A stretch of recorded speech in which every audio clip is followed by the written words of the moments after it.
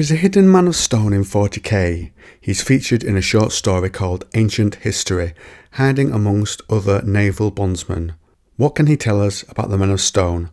Let's go through some excerpts from that story and analyse them. Cron, who's the Man of Stone in question, is with the recently signed up Nathan, who has just been brought on board the battleship Retribution.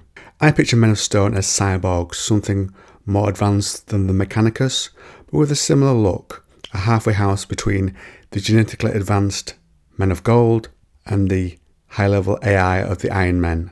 The first hint is Cron telling Nathan a story about the Men of Stone and Iron and Gold.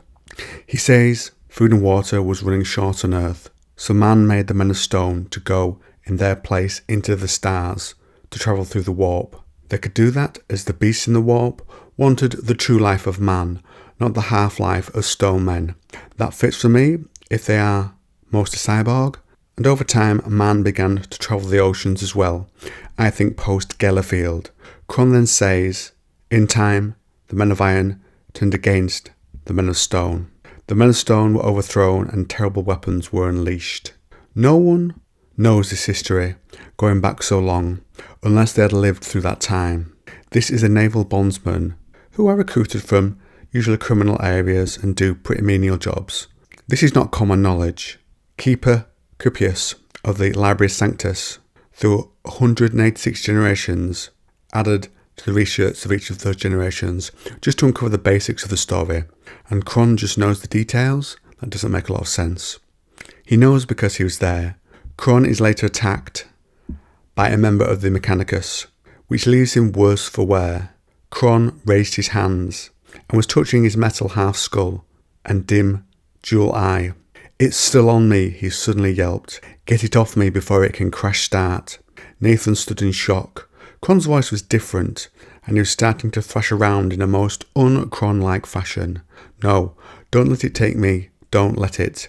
Cron's new voice trailed away, and his body slackened in Nathan's grip.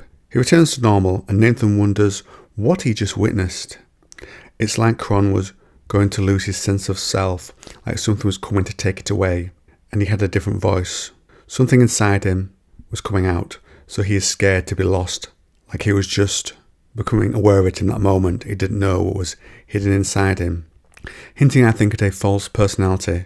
Cron tells Nathan the intimate details of what a Luminant is amongst the Mechanicus, almost like he has undergone his own biotic changes, or had made those changes in others. They made him like a Luminan, took him and made crystal stacks of his bones and electrographs of his brain, gave him skin plants and electrodes so he could summon lightning and channel it, and much more like. He is a war child of the machine god, what the uninitiated call an electro priest, though not 1 in 100 can hide his power and look like a normal man like he did. The machine god, you mean the tech priest of Mars, don't you? The Adeptus Mechanicus. Could he have recognised the Luminan because he already has an understanding of bionics?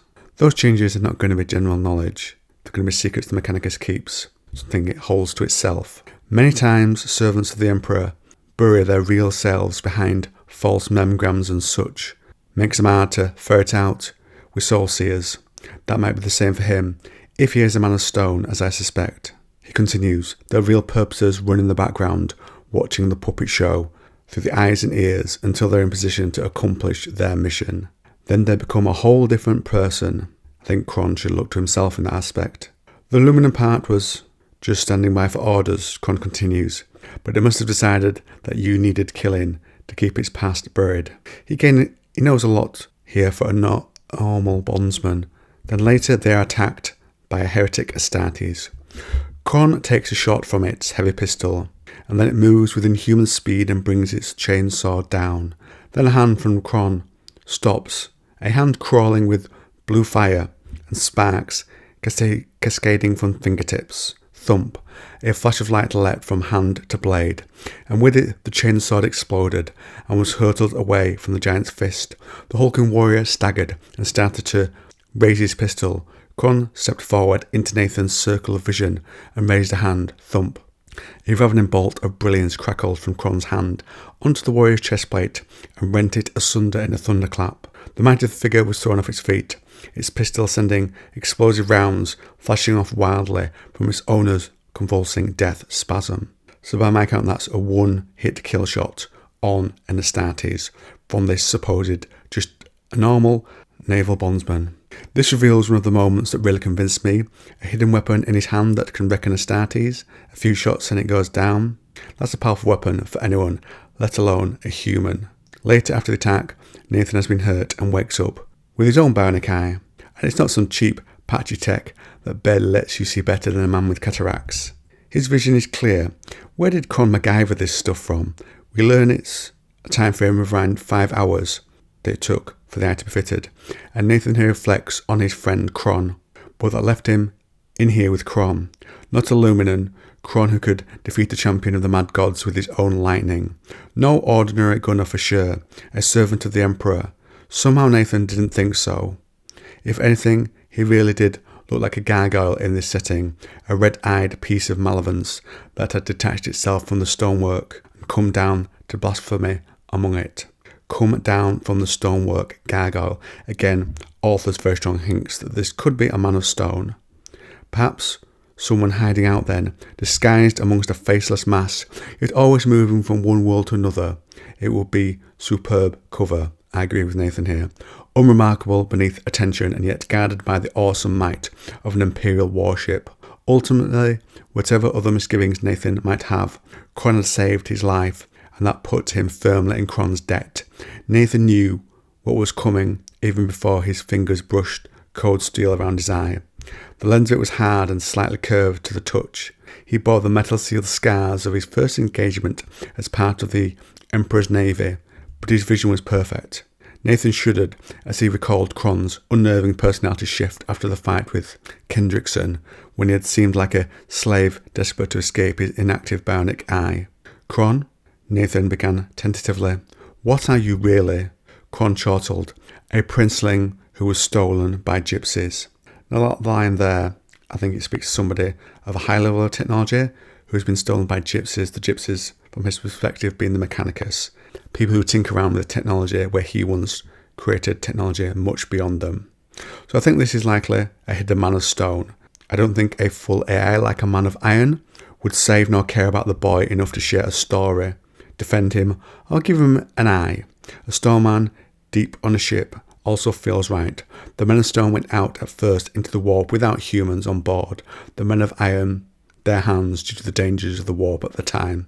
So that fits well. The advanced Astartes, killing weapons as well, fits someone who uses dark age of technology weapons. That's something worth thinking about. The mech would not let a bondsman carry around something that's probably more advanced than some weapons they carry themselves. And also he had the ability to hide these things from the Mechanicus, along with the other personality. He was scared of emerging from him, perhaps the real man of stone behind the face. And to get meta, think of what the author is implying. I think when this dude Cron is speaking about a personality hiding behind a false personality, it's somehow implying himself. And the Men of Stone is said to have introduced lots of tech innovations during the Dark Age. A mind like that might be able to put together a Jurigged STI for a boy. What do you think? Could this guy be a Man of Stone? I think so. I hope you've learned a little about what we've gone over there. If you want to know more about the Man of Stone, I've offered some insight in another video here.